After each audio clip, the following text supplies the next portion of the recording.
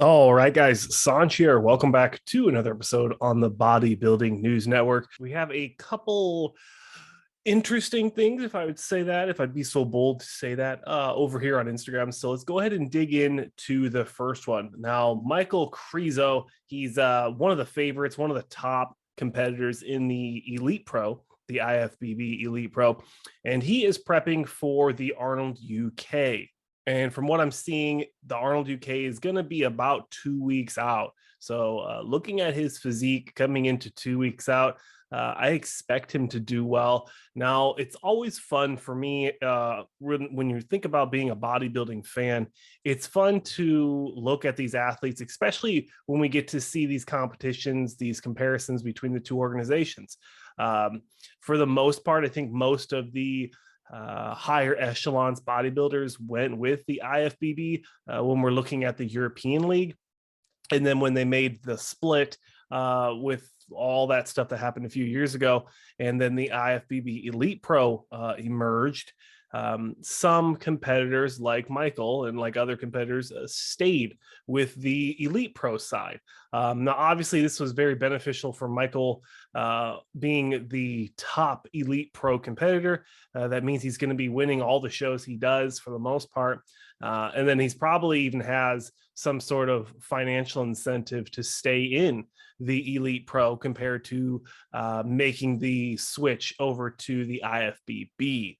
But let me know how you guys are feeling about Michal Krizo, or is it Krizo? The American in me wants to say Creszo, but it is European, so it could be Krizo. But honestly, I mean, who knows? Let me know how you guys pronounce that in the comment sections below. And then also let me know if you guys are keeping an eye on any other competitors that you think could potentially challenge Michal Krizo at this year's Arnold UK, the inaugural Arnold UK. Next up, we have Logan Franklin. Now, I noticed over on Fernando Arroyo's Instagram page, he does comparisons and news for bodybuilding, so follow him. Probably one of my favorite channels. He posted something talking about, y'all know how I feel about Sean Ray, but it looks like Sean Ray's show that he promotes in Hawaii. It looks like they're doing a $10,000 first place award. So the prize money is going to be $10,000.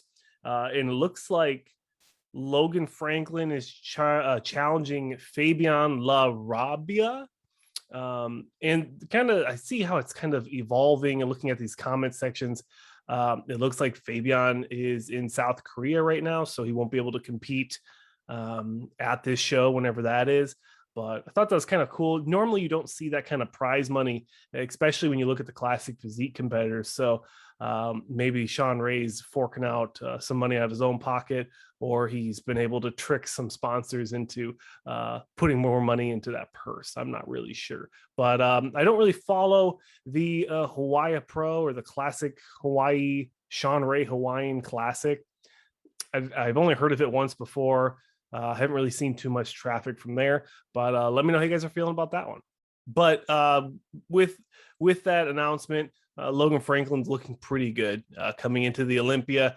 I don't think he's doing the Arnold, but if he is, more power to him. He won the best poser in Texas, so he's got some hype going behind him. Now, I don't know if he's going to be able to crack into that top six. I think that it's definitely a possibility for Logan Franklin to crack into that top six at the Olympia. But again, it kind of comes back to that conversation I've always been saying about the classic physique. Is there's so many talented competitors coming up in the ranks. It's really hard to give a prediction on how people are going to show up when you look at, let's say it like this. When you look at it in comparison to the Open, a lot of these Open guys, you either have people that are consistently on or they're consistently off, or you really haven't even seen the full peak or the full potential of that competitor. So there's a lot of variables that come into the classic physique that don't always show their head in the Open. But let me know how you guys are feeling about Logan Franklin coming into this year's Mr. Olympia. Next up is Joe Seaman. So we talked about him. I think it was last week. He posted some physique updates coming into the Arnold UK. He posted some even more physique updates 2 weeks out from the Arnold Classic. He would be a good comparison, standing next to Michal Krizo. Maybe Fernando can do that side-by-side comparison on his page. He always does a great job with those, but I like what I'm seeing from Joe. He's big, he's wide.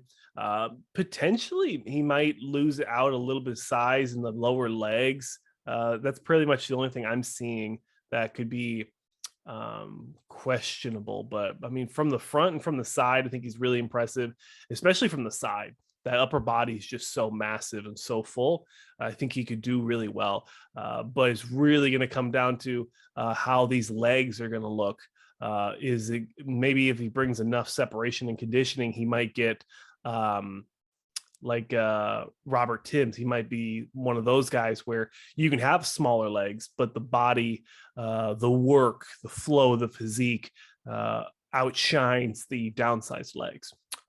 That's my thoughts on that one. Let me know how you guys are feeling about Joe Seaman coming into the Arnold UK.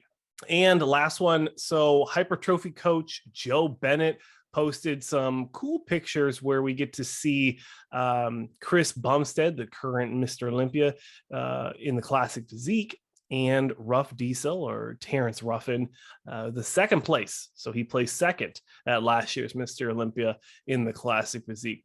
Now, I thought that there was a lot going on in this picture, more than what we could just talk about in this one video.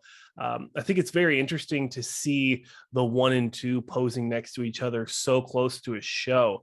It makes me wonder, like, does Terrence have what it takes to knock off Chris Bumstead this year?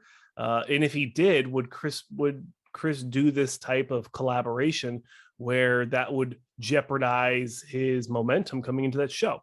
It makes me wonder. It makes me kind of feel pretty confident about Chris Bumstead doing the three-peat this year and winning the classic physique title again. Now, I know that the guy from China, he's massive. I love his legs, the flow. That guy, I think, could definitely be challenging the top 4 as long as he stays in the top 4. But I don't know if he'll be able to knock off some of these other competitors. I don't know if he has what it takes to knock out a Breon. I don't know if he has what it takes to beat out a Terrence Ruffin. But let me know how you guys are feeling about this photo. What was your first thought coming into looking at this picture in this post? And do you think there's any underlying politics that could be interpreted in this video or in this photo? And that'll do it for another one, guys. I really appreciate you guys stopping in and checking out the channel. If you enjoyed this style of content, consider subscribing. We have lots more content like this coming out on the Bodybuilding News Network. This was an episode of Bodybuilding Today, where we cover all things exciting in the world of IFBB and NPC bodybuilding.